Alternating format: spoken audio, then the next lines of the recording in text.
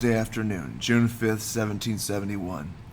Marmaduke Van Swearingen pulled off an excellent shot at the cottontail rabbit he and Charlie had flushed from a patch of briars beside the creek. The little animal sprang up alongside a rotted log and raced in a zigzaggy manner along the high bank for perhaps 20 yards before turning sharply to the right to enter the woods. Duke's bow twanged, and only an instant before the rabbit would have vanished, the arrow plunged through its hind quarters, impaling it to an emergent root of a huge old sycamore tree. Charlie whooped excitedly at his brother's shot and ran up to kill the animal, lopping off its head with his own broad-bladed hunting knife. He began skinning it and grinned up at his brother. "Gosh, Duke, you're a sight better shot with a bow than most people with a gun." Pleased at this praise, and no little proud of his shot, Duke smiled. He wished his older brothers and father had seen it. It might make them realize his bow was not, as they put it, a toy. Charlie, he was sure, would tell them all about it, but it wouldn't be the same as if they had seen it themselves. They would have been very surprised, in fact, had they known the full extent of Duke's woods lore and knowledge of Indian ways. He had learned most of it from the old trapper and trader called Jacob by most of the people hereabouts. Duke knew him better as Shawnee, a shortening of the Algonquin word Shakiwish, which means mink, by which he had been known to the Shawnee.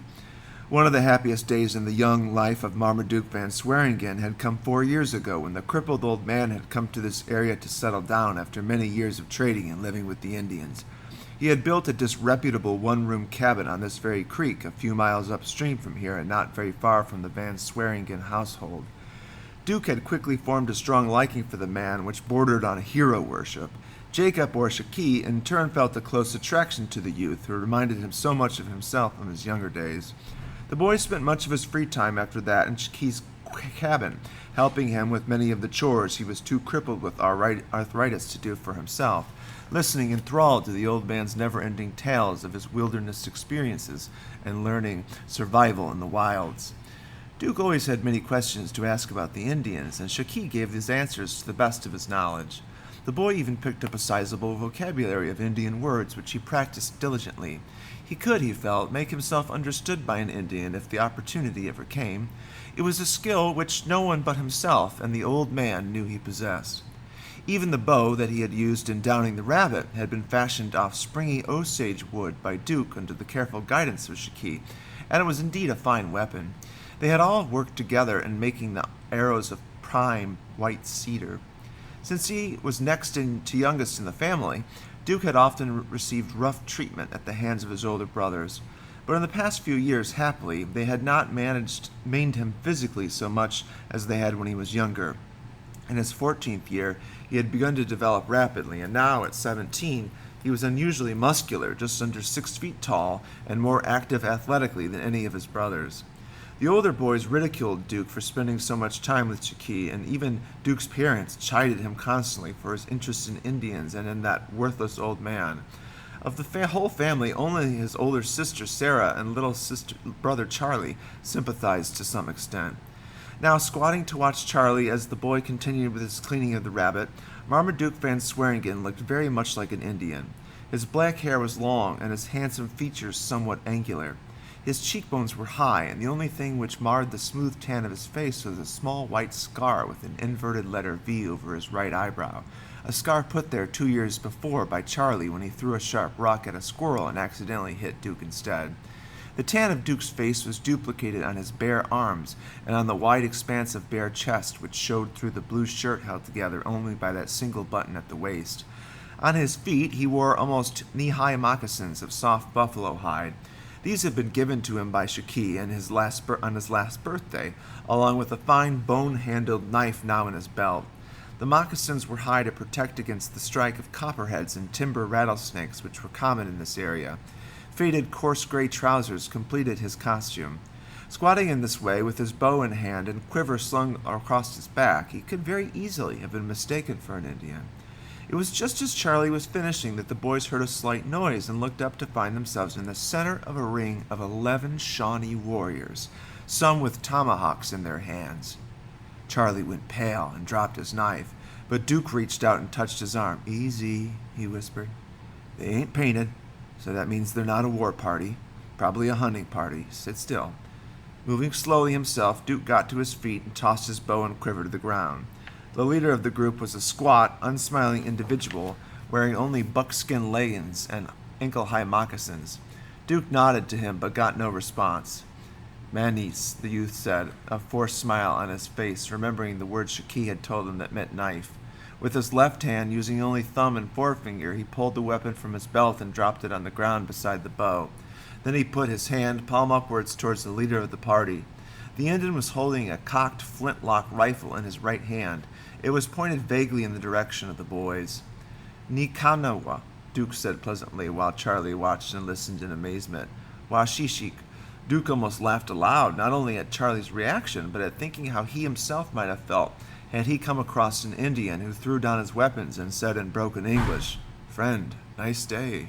But he noticed with satisfaction a general relaxing on the parts of some of the hunters, and was relieved to see the leader gently lower the hammer of the firearm. He pointed to Charlie, who was still crouched more or less frozen with fear, and added, "Nijanina, Matasi, my brother, no kill." The chief of the party nodded once, and his face remained expressionless as he spoke. One of his large upper front teeth was very dark in color, as though stained or decayed. While his words were delivered more rapidly than Duke was accustomed to hearing from Shawnee, the youth listened carefully and managed to get the gist of what the Shawnee said. Choosing his own words carefully and often hesitating as he sought to recall the word or phrase he needed, he replied at length. Then for almost an hour they talked. Now and then one of the other Indians commented, but mostly they just listened.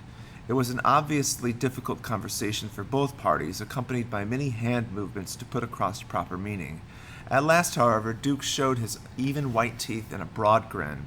He turned and picked up both knives, the bow and quiver, and handed them to the leader. Then he turned to Charlie and spoke earnestly. "Charlie, listen carefully. They're Kispokothas, warrior Shawnees. The one I've been talking to is sub-chief. His name is Paktau Kubitarli, which means Blacktooth. I got him to promise to let you go home unharmed if I go with them. They say they want to adopt me into the tribe." He held up his hand at the boy, his eyes filling up with tears, and chin beginning to tremble, starting to protest. "No, Charlie, listen to me. I'm going. It's what I've always dreamed of, and it's the only way. I'm a little scared, but I think I'll be all right. But it's the only way. If I refuse to go with them now, they'll have to kill us both.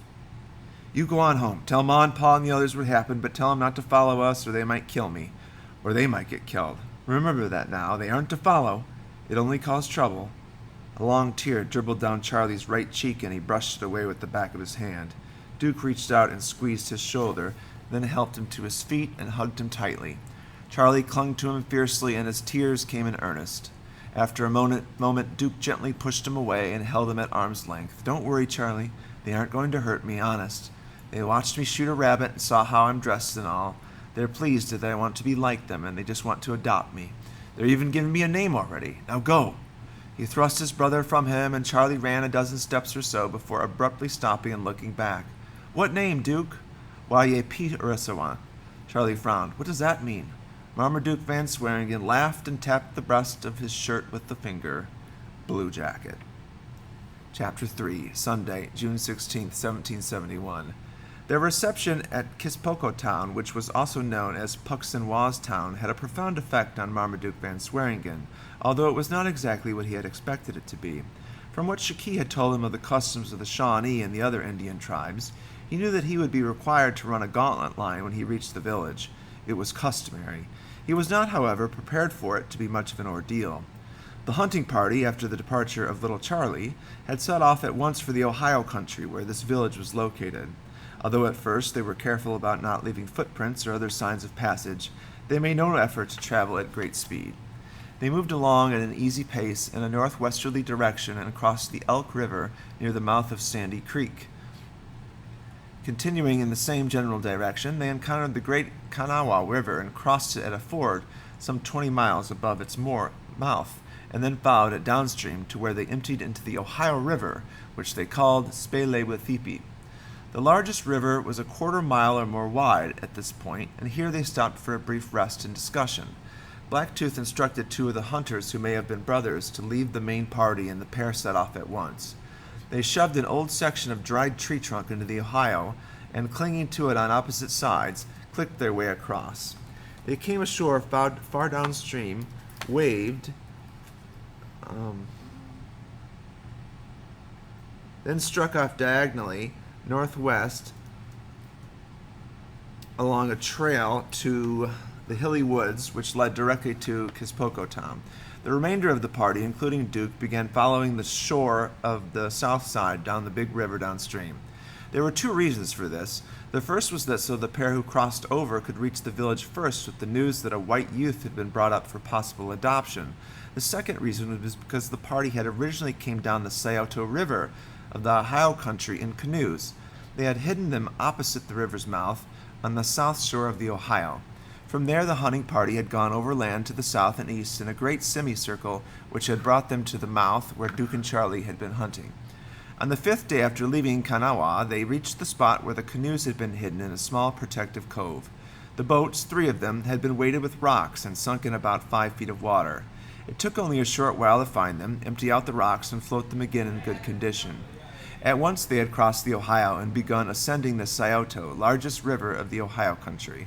The journey upwards would take 2 days, and they stopped a mile short of Kispokotam to let Duke and 4 of the Shawnee, including Black Tooth, alight on the canoe to wait there for further word of advance. The 3 canoe then continued upstream. Within an hour, a troop of more than a dozen nearly naked boys Duke's age or younger whooped into sight astride horses and galloped madly around the 4 Indians and their captive for a few minutes before heading back to the village. This, Blacktooth told Duke, was the signal that the gauntlet lines had been formed, and they were to come in. That was when the shock came for Duke. Expecting perhaps 20 or 30 people to be lined up waiting, he experienced a sudden fear when he saw the assemblage. The double line of Indians stretched towards him a full quarter mile from the Miskamichi, the central council house. The size of that building itself was a big surprise. Its walls were built of evenly cut saplings, each about 2 inches in diameter and 8 or 9 feet high. The structure was about 30 feet wide and easily 90 feet long, with one large door in the center. It was to this door that the double line of Indians stretched. As for the people themselves, there were hundreds gathered here and strung out in the double gauntlet line, men, women, boys, girls, even toddlers, barely able to stand by themselves.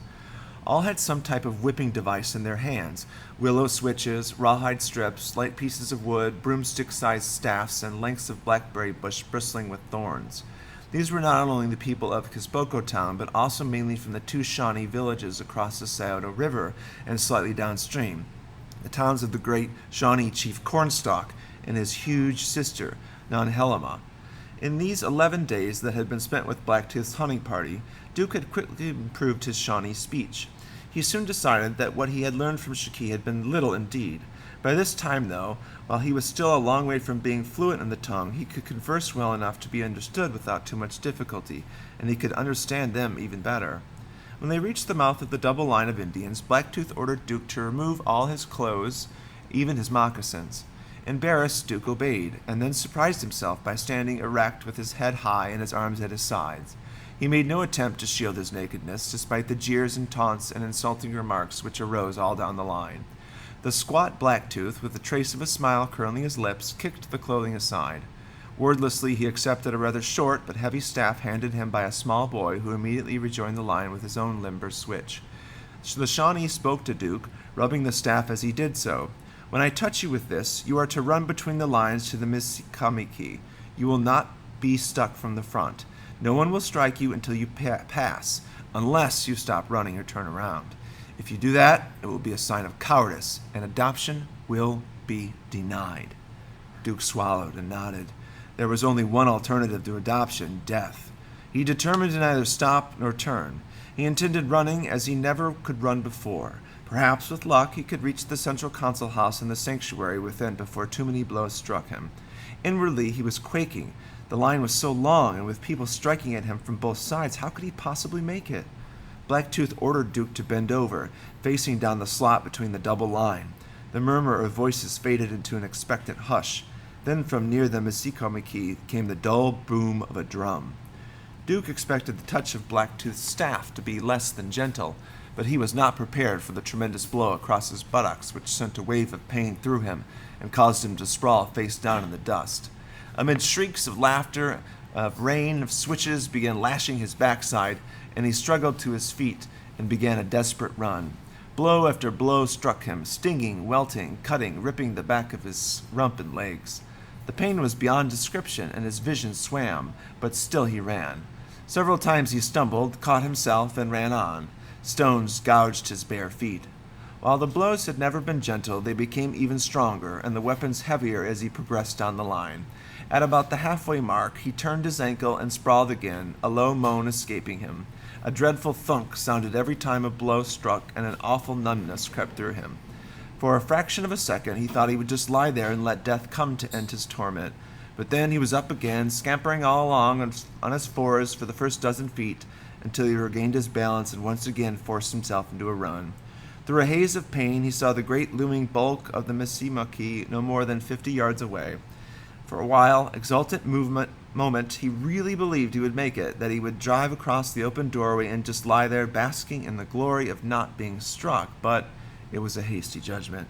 In another dozen steps, during which he was struck repeatedly, he was suddenly hit an awful blow across the neck, and he felt as if he had been shot.